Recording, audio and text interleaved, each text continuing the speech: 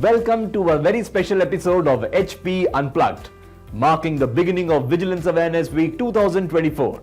This week, we reaffirm our commitment to integrity, transparency and accountability. Aligning with this year's theme, Culture of Integrity for Nation's Prosperity, we are honored to host Shri A K Tiwari, Chief Vigilance Officer at HPCL.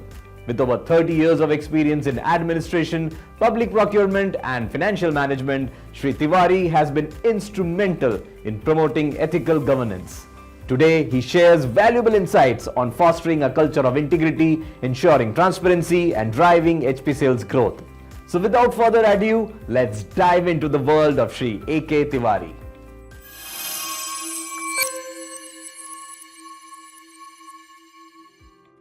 CV sir, a very warm welcome to you for our episode of HP Unplugged. We are truly honored to have you here, sir, on our show.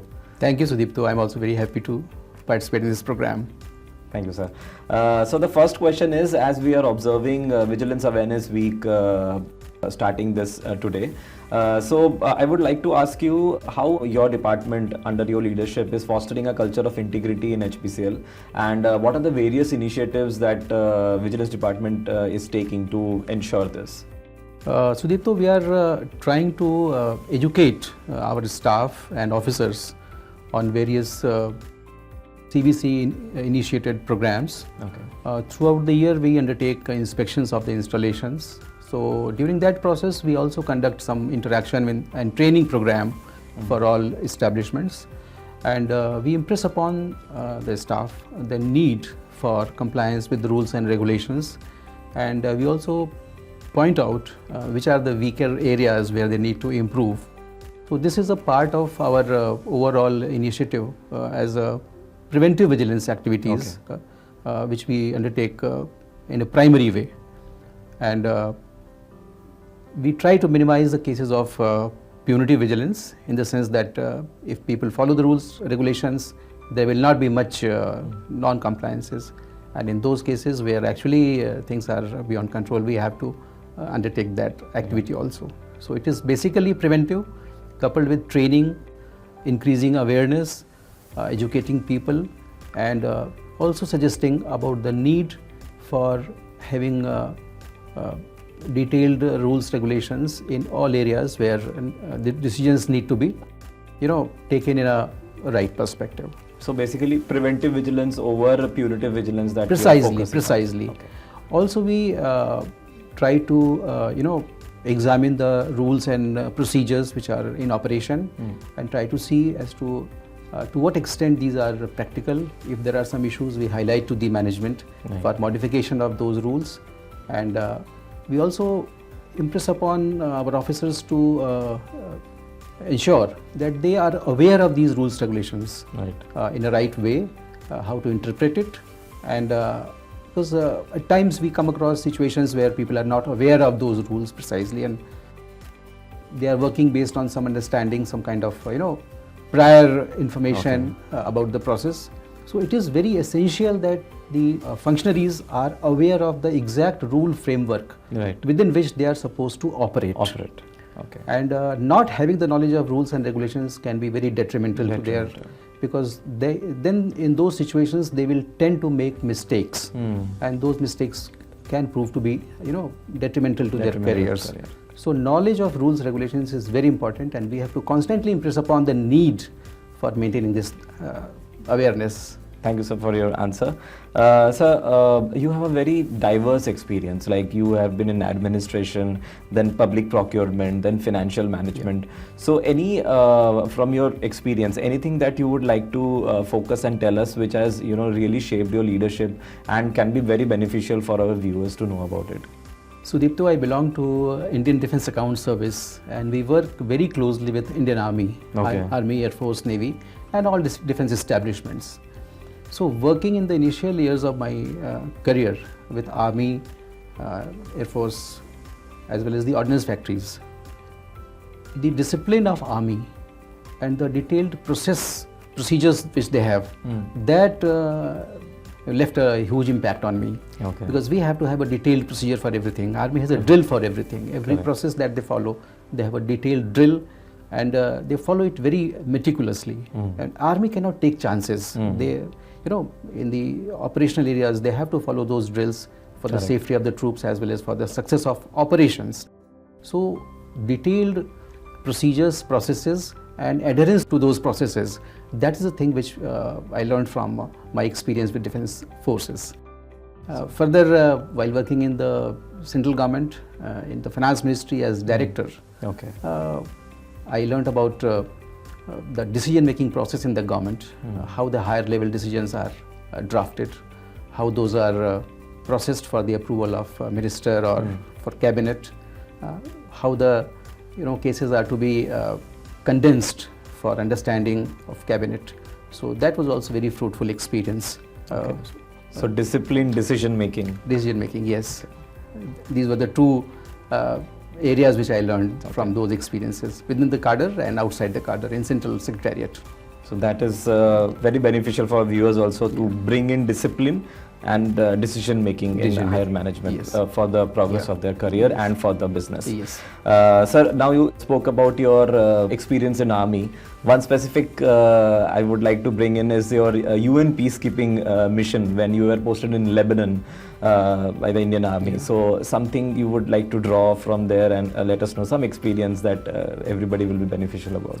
So Deepto, first I would like to share with you today with a lot of sadness that that area where we actually operated is seeing a lot of destruction, and the cities and villages through which we used to travel very frequently, those are being subjected to this kind of war.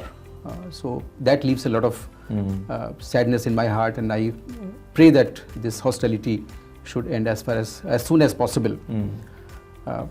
Coming to your specific question, UN Peacekeeping is a place where there are armies from different countries and different nationalities. There are armies from European countries, from African countries, from South American countries. So working in a army setup which is multicultural, multinational, that itself brings a lot of learning. So the most important message which I got there as a part of my learning was that while one should have pride in one's own culture and one's own traditions, there must be equal respect. Tolerance. And tolerance. Not only tolerance, but should be respect and understanding of other cultures and other traditions. And there should not be any arrogance about one's own superiority. So sometimes certain individuals have that they tend to look down upon other cultures and other traditions. So that is the thing which I learned, because every culture has got good points, every culture has got bad points. So we must have respect for the cultures, because in a multinational environment, it is very important that to work seamlessly and effectively and efficiently, one has to have a proper respect for every nationality and every culture. So that is a great learning. All of you must be having same mission and collaborating together. Operational area was suppose running into a few hundred kilometers. Certain area was designated for Indian battalions, certain was designated for Polish battalion, certain area was designated for Ghanaian contingent. So, and the force headquarters was consisting of officers from different nationalities, and then there was permanent staff of UN for common functions like finance, like logistics. So that is a broad composition. While operational areas is handled by different countries, headquarters is composed by people from different countries. That must have been real challenge, and that was a real learning actually. Real learning also. I feel privileged to have seen that and that experience. And 1 year I spent there. Of course, we were comfortable at that time because there was no hostility at the time. But still, it was an operational area, and it was an area where armies, discipline and armies processes has to be followed. So those security measures were always in operation in that area. But huge learning there, certainly. Thank you, sir. Now coming to your varied experience, you have seen various companies, you have worked with various companies, you have worked with Army. Now coming to HPCL, I have heard you in various public forums talking about the ethos and culture of HPCL related to integrity. So we would like to hear more about it, sir, from you. See, what is most significant, which I can say with pride, that not only we proclaim that we have zero tolerance for corruption and violation of regulations, but we actually practice it. In my last 4 years as Chief Vigilance Officer in this company, my experience has been that wherever we have recommended certain action on a particular case to the management, management has always supported us. Okay. And there has not been a case or incident where I have been asked to tone down our recommendations. Okay. Even to the extent that management has completely supported vigilance when we had to refer certain cases of serious nature to the law enforcement agencies and outside investigating bodies. So that is very creditable for HPCL, and I would like to thank my management for that they have always supported this, not only in words but in action. And that is very unique for this company, I would say. And using this forum, I would like to state that all our stakeholders must be confident in the robustness of our processes and this intent of HPCL that any undesirable incident will always be called out, and it will always be investigated and will always be punished. So they should rest assured with this assurance.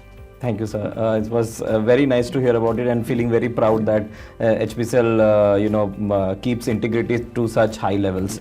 Now, sir, coming to your personal aspects, you are a very avid reader and you read a lot of books. So, something that you would like to recommend, any favorite author of yours or some favorite books which will be really beneficial for our audience to know about? So, Deepto, I would not say that I am an avid reader. Okay. But I have a liking for reading something, and my reading is basically, confined to. I read the history, especially the way societies have developed, the way thought has developed. So, not so much political history, but rather history of thinking. And the way philosophy has evolved. So like this is So I am influenced by Greek thinkers, right from Plato and Aristotle and those tradition. There has been great learning from Roman philosophers also. The Stoics they call the people like Seneca or philosophers of Roman period, later Roman period. In that period, then a huge thing to learn from our own traditions, our own Upanishads and our own Indian thinking system. The Buddhism itself is a huge philosophy which is almost very scientific and close to psychology, real psychology, and tries to resolve lot of issues. So basically what I have understood is that the way thinking has evolved and the way societies have evolved, there's a lot to learn for the present generation from that. And not learning from those mistakes and those flaws in thinking can lead to disastrous consequences. If you can permit, I'll just cite an example here. Now, if you look at the world today, today we have all kinds of knowledge, all kinds of prosperity, all scientific power with us, where we can alleviate the problems of vast majority of people, like hunger, like disease, like inequality. We have a huge information also. We know that injustice is happening at such and such place. We can know immediately. But despite having all those informations and methods and mechanisms today with us, still we find so much of strife and violence and so much of suffering all over. So this is a very strange kind of paradox where human beings as a race, despite being capable of solving every problem, they are suffering the same very problems at a large scale. So how that is to be tackled at the level of thought, maybe a lot of people are thinking on those issues, and so that is the area which keeps bothering me sometimes. And as far as recommending a book, I would not recommend any author. There are so many authors. I would not like to mention one or two, but I would mention one author, Jonathan Israel, and he has written a book called, name of the book is Radical Enlightenment. Radical Enlightenment. Okay. And in this book, he is talking about the evolution of philosophy from mid 16th century to the mid 17th century, especially how the Enlightenment arose in Europe, and how the thinking started questioning the established norms of religion, about God, about the role of church, etc., and how gradually this, we can also say, revolt against the established things started. So it's a pretty huge, detailed book, difficult to read. So you can't read that in one go. But a very interesting book, and if somebody is interested, I can recommend that book. Sure, sir. Thank you, sir, for your recommendations, and also very beautiful thoughts about the human race and its evolution and why we are not going towards where we should be. But now, coming to the last question as we wind up this interview is, this is the Vigilance Awareness Week. So, any final message from you to all our viewers? Well, the only message that can be given today is that everybody within the setup and all our stakeholders, we must maintain absolute integrity, because we must deeply realize that maintaining integrity and operating with honesty is the only way where we can ensure justice for everybody. It may be possible that because of our short-term objectives and because of our myopic vision, we may digress into dishonest actions, which may possibly benefit us in short term. But overall, everybody is a loser if the system is not functioning with honesty and integrity. And everybody has to contribute, irrespective of the fact whether he is praised or he is criticized. That is the only way for us to progress. And one more message I would like to give is that there is a very robust system of reporting of corrupt activities for the common people as well as the stakeholders. They can report the issues to us, to the Central Vigilance Commission. If somebody wants to protect their identity, there is a way to do that. And this is called Public Information Disclosure and Protection of Informers Resolution, PDP. So that method also can be adopted by the stakeholders to report any violation of rules, regulations which are having bearing on the integrity of the corporation's employees, and they can report to Central Vigilance Commission or the Petroleum Ministry. So acting with integrity and reporting the incidents if it is not happening in the field, that is the message which I would like to share with everybody, and that's the way we can possibly ensure a greater degree of integrity in our system. Thank you, sir. Thank you very much. And once again, thanks a lot for coming to HP Unplugged. We are truly honored to have you here. Thank you so much, Sudipto. Thanks for the opportunity. Thank you, Shri A K Tiwari, sir, for sharing your invaluable expertise and inspiring vision with us today. As we embark on Vigilance Awareness Week 2024, your commitment to integrity, transparency and accountability serves as a powerful reminder for our collective responsibility. At HPCL, we pledge to uphold the highest standards of ethics and governance, contributing to India's prosperity. To our viewers, we are grateful for your continued support. Your engagement and participation are crucial in promoting a culture of integrity. Share your thoughts, suggestions and feedback in the comment section below. Till then, thank you. Namaskar.